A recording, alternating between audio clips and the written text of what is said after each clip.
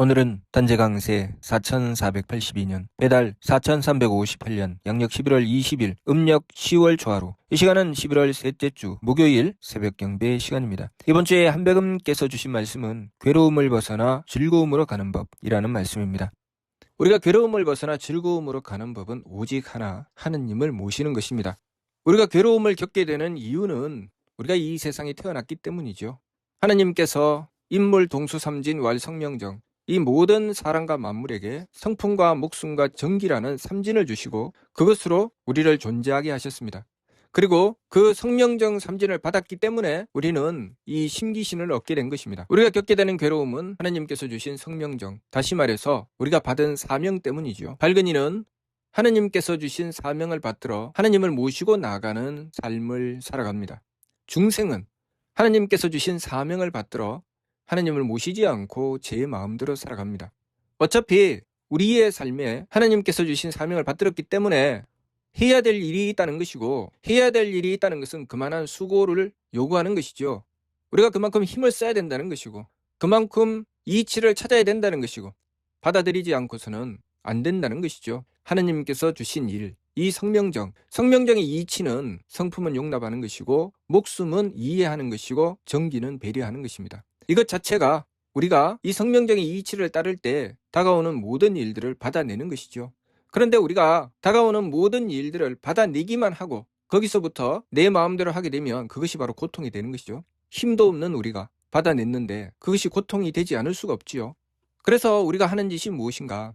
우리가 살려니 다가오는 일을 받아내야 됩니다. 농부가 살려면 농사를 지어야 되고, 장인이 살려면 물건을 만들어야 되고, 그렇게 각각이 자신의 맡은 일을 받아내야지 살 수가 있지요. 그런데 그 일을 받아내면 내가 그 일을 감당할 수 있느냐? 감당하기가 어렵지요. 그래서 받아내다가 도망가고 받아내다가 도망가죠. 그 일을 끊임없이 반복하는 것이 중생의 삶입니다. 우리가 악하고 싶어서 악한 것이 아니라 내가 마음으로 받아내다가 못 받아내면 악해지는 것입니다. 우리가 탁하고 싶어서 탁한 것이 아니라 우리가 알게 될 때는 맑지만 모르게 되었으니 탁할 수밖에 없습니다. 우리가 박하고 싶어서 박한 것이 아니라 우리가 할 수 있는 힘이 미치는 데까지는 해내지만 내가 가진 힘을 다 쓰고 나면 박할 수밖에 없죠. 그래서 중생의 삶은 착하고 악함과 맑고 흐림과 후하고 박함을 서로 섞어서 제 마음대로 달리게 되는 것입니다. 발근이와 중생의 차이는 오직 하나, 하나님을 모시느냐 모시지 않느냐, 그 차이지요. 중생의 삶은 하나님을 모시지 않고 행해 나가는데 중생이나 발근이나 똑같이 성명정 삼진을 받아서 살아갑니다. 다시 말해서 누구든지 해야 될 일이 있다는 것이죠. 사명을 받았다는 것입니다. 그것이 존재하게 하는 힘이죠. 우리가 그 사명을 외면하면 우리는 더 이상 존재할 수 없습니다. 그래서 누구든지 내가 좋든 싫든 내 사명은 다 받고 살아가고 있죠. 그것을 우리의 목숨이라고 합니다. 목숨이 끊어지면 죽는 것이고 목숨이 이어지면 사는 것이죠. 내가 얼마만한 범위를 차지하느냐, 내 목숨을 가지고 얼마만한 범위를 차지하느냐. 한 그루의 나무가 있는데 그 한 그루의 나무가 존재하게 되면 그 나무로 인해서 영향을 받는 많은 존재들이 있죠. 그것이 그 나무의 성품이죠. 그리고 그 나무가 그 영향을 주는 그 세계, 그 각각의 부분들에 대해서 힘을 써 나가죠. 그래서 힘을 써 나갈 때 그 생명력을 가지게 되는 것입니다. 그래서 성명정, 우리가 가진 범위, 그리고 우리가 존재하는 이유, 그리고 그것으로 이루어 나가는 힘, 그래서 성명정이죠. 우리는 성명정을 받아서 살아가고 있습니다. 끊임없이 삶은 나에게 요구하죠. 내가 차지하는 범위를 용납하라. 내가 해야 될 일을 깨달아라. 그리고 그 일에 대하여 정성으로 힘을 써라 라고 요구합니다. 그런데 우리의 고통은 내가 받아들이고자 하여도 받아들일 수가 없습니다. 왜냐하면 내가 받아들이면 그것을 알아야 되고 거기에 힘을 써야 되는데 도무지 감당할 수가 없지요. 그래서 받아들이기가 어렵다, 이렇게 되는 것이죠. 내가 겨우겨우 받아들였는데 도무지 무엇인지 모르겠습니다. 어떻게 해야 될지 모르겠죠. 그래서 그것이 고통이죠. 또 내가 어떻게 해야 될지까지는 안다 할지라도 나에게는 그만한 힘이 없습니다. 그래서 그것이 고통이죠. 힘이 없기 때문에 내가 힘이 없는 상태에서 어떻게 해결을 해야 돼? 자, 이것이 알지 못하는 것이죠. 내가 알지 못하기 때문에 여기까지는 내가 받아들이겠지만 모르는 부분은 내가 받아들일 수가 없다. 이것이 용납하지 못하는 것이죠. 자, 이렇게 내가 힘이 없는데 일을 해야 되고 또 힘이 없기 때문에 어떻게 해야 될지 모르겠고 내가 어떻게 해야 될지 모르기 때문에 받아들일 수가 없는 것. 이것이 우리가 이 성명적으로 만나게 되는 고통입니다. 마음의 고통, 기운의 고통, 몸의 고통이죠. 그래서 중생의 삶은 끊임없이 이것이 섞입니다. 착하고 악함, 맑고 흐림, 후하고 박함이 섞여서 제 마음대로 달리게 되죠. 제 마음대로 달리지 않을 수 있습니까? 내가 가진 힘과 내가 가진 지혜와 내가 가진 덕의 한계가 있는데 내가 가지고 있는 것에 한계가 있습니다. 힘이 그만큼 안 되고 내가 그만큼 지혜가 없고 내가 그만한 힘과 지혜가 없기 때문에 내가 받아들일 수 있는 것에 한계가 있지요. 그렇기 때문에 어디까지는 되고 어디까지는 안 되는 그런 상황이 계속 반복되기 때문에 착하고 악함과 맑고 흐림과 후하고 박함이 서로 섞일 수밖에 없습니다. 중생의 삶은 그렇죠. 그러나 밝은 이의 삶은 똑같이 성명적을 받아서 똑같이 용납해야 되고 똑같이 이해해야 되고 똑같이 배려해야 됩니다. 밝은 이도 힘의 한계가 있고 또 지혜의 한계가 있고 덕의 한계가 있습니다. 힘의 한계가 있으면 내가 더 이상 내가 힘을 쓸 수가 없고 힘을 쓸 수가 없을 때 내가 어떻게 해야 될지 모르겠고 어떻게 해야 될지 모르기 때문에 용납할 수가 없습니다. 그때 밝은 이는 하느님을 모십니다. 하느님께서는 유대덕대에 대려 큰 덕과 큰 지혜와 큰 힘을 가지셨기 때문에 내가 가지고 있지 않은 힘, 내가 분명히 일을 맡아서 힘을 써야 되는데 내가 그만한 힘이 없다. 힘이 없어서 더 이상 할 수가 없는데 어떻게 하지? 라고 하는 상황에 하느님께 그 힘을 구하죠. 하느님께 그 힘을 구하여 하느님의 힘으로 행하고자 하는 것입니다. 그렇게 되면 내가 어떻게 해야 될지 알게 되죠. 지혜의 문이 열립니다. 내가 힘이 없을 때는 할 수가 없지만 하느님께서 힘을 베풀어 주시면 할 수 있게 되죠.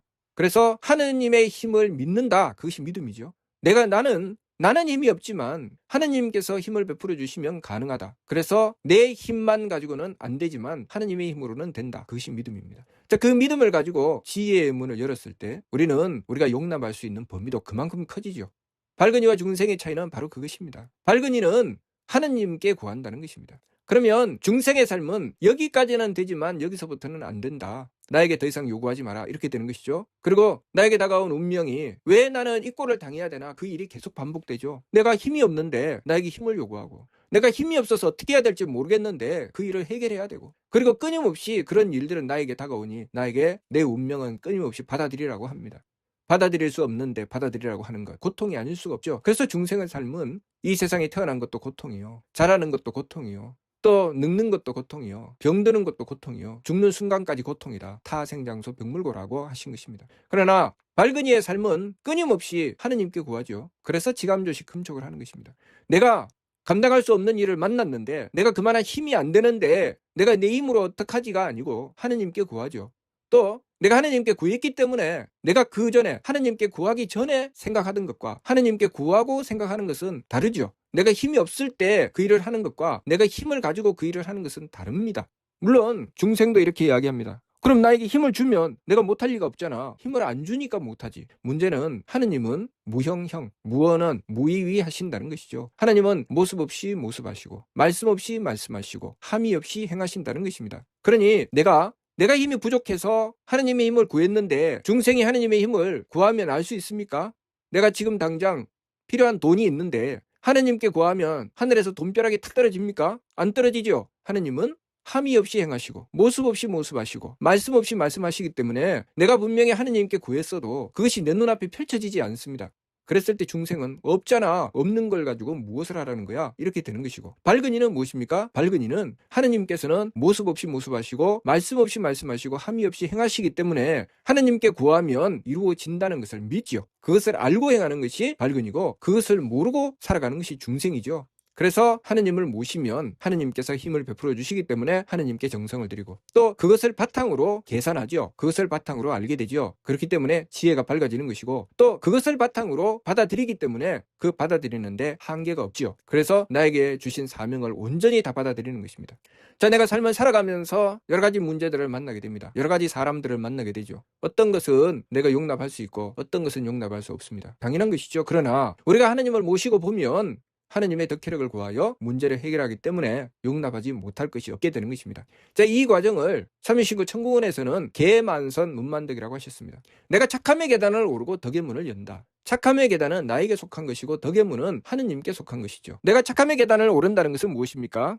내가 한 계단을 오르면 더 많이 보게 되죠. 한 계단을 더 오르면 더 많이 보게 됩니다. 또 한 계단을 오르면 더 많이 보게 되죠. 내 성품이 그만큼 커져 나간다는 것이죠. 내가 착함을 가진다는 것은 내 성품이 그만큼 커져 나간다는 것입니다. 그것은 다시 말하면 무엇입니까? 내가 그만큼 많이 받아들인다는 것이죠. 그런데 이 상황에서 내가 착하기는 했는데 덕의 문을 열지 못했다. 무슨 일이 벌어집니까? 내가 감당할 일만 생겼지 그때부터 내가 감당하지 못해서 고통받는 일이 생긴다는 것이죠. 그래서 중생의 삶에서는 어떻게 합니까? 착하지 마라. 착한 것이 고통이다. 그래서 착하면 바보다 라고 하는 것입니다. 그렇죠. 우리가 하나님을 모시기 전까지는 착하면 바보가 맞습니다. 착하면 내가 다 감당해야 되는데 무엇으로 감당하겠다는 것입니까? 내가 힘도 없고 힘이 없어서 내가 어떻게 해야 될지도 모르겠고 내가 어떻게 해야 될지도 모르는데 그것을 받아들인다는 것입니다. 바보죠. 그래서 착하면 바보다. 왜 착하게 사느냐라고 하는 것입니다.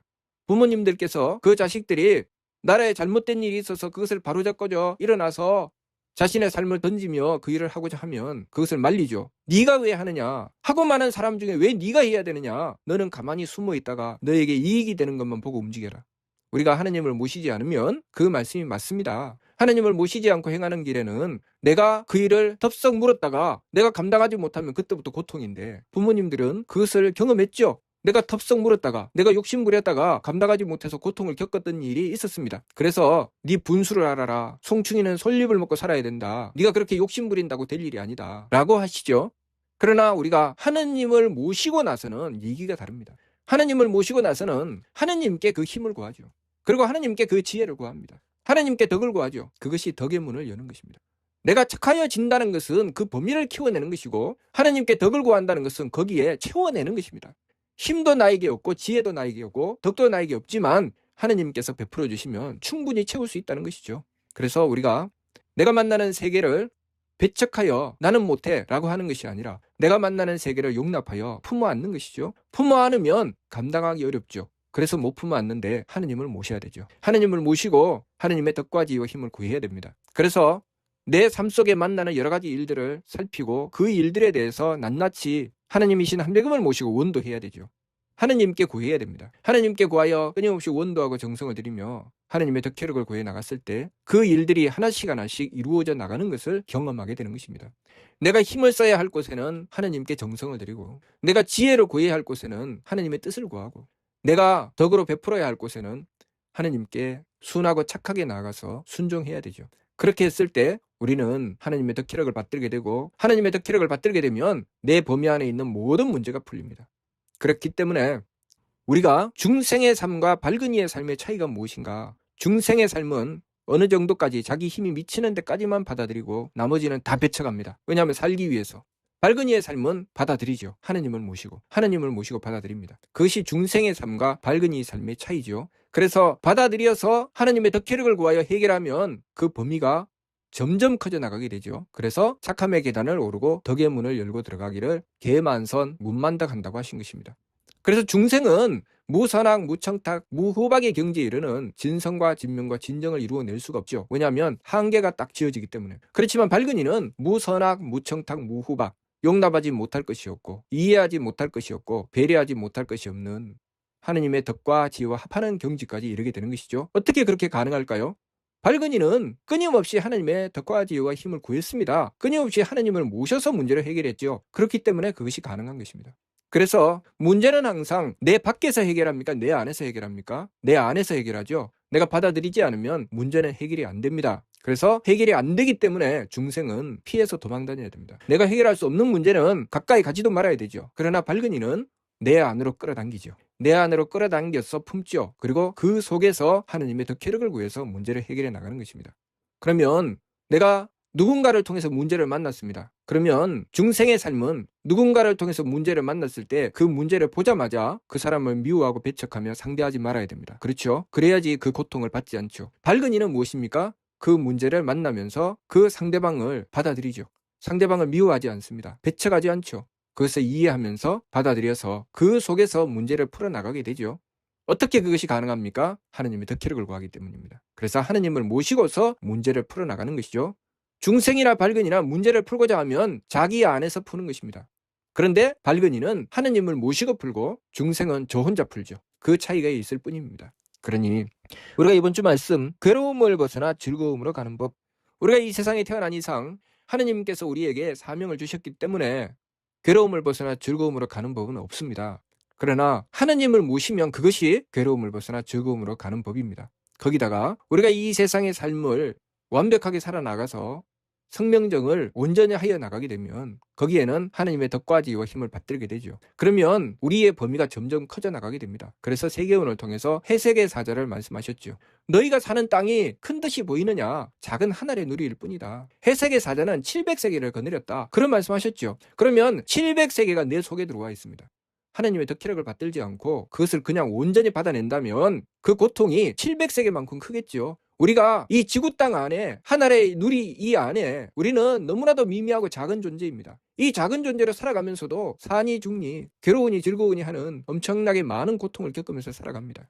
오죽하면 그 고통을 감당할 수가 없어서 스스로 목숨을 끊겠습니까? 그런데 이 세상의 삶의 한계를 뛰어넘는 이러한 세계가 700세계가 있는 그러한 엄청난 것을 온전히 받아낸다. 우리는 그 세계에 들어가면 죽죠. 감당이 안 돼서 죽습니다. 그러나 해석의 사자는 능히 그것을 감당하고도 남음이 있죠. 어떻게 그것이 가능합니까? 그 성명정을 그만큼 키워내고 그 자리에 하나님의 덕혜력을 그만큼 받들었다는 것이죠. 그래서 그것이 개만선 문만덕입니다. 온갖 착함의 계단을 오르고 온갖 덕의 문을 열고 들어가면 그 자리에서 하나님을 모시고 영원한 즐거움을 얻게 된다. 그 영원한 즐거움이 미천이 무엇입니까? 하나님의 대덕과 대혜와 대력이죠. 우리가 이 세상에서 얻은 것이 무엇입니까? 성명정이죠. 우리가 해야 될 일. 우리가 해야 될 일을 성명정을 통해서 받았고 우리는 그 성명정을 통해서 받았기 때문에 심기신을 얻었습니다. 그런데 우리는 끊임없이 심기신의 즐거움을 추구하죠. 한계가 있겠습니까? 없겠습니까? 있죠. 심기신의 즐거움을 추구하면서 끊임없이 고통을 받습니다. 나는 즐거움을 추구했지만 고통이 나를 기다리고 있죠. 또 즐거움을 추구해서 달렸지만 고통이 나를 기다리고 있습니다. 그래서 즐거움을 향해 달리다가 고통을 만나면 돌아서고 즐거움을 향해 달리다가 고통을 만나면 돌아서죠.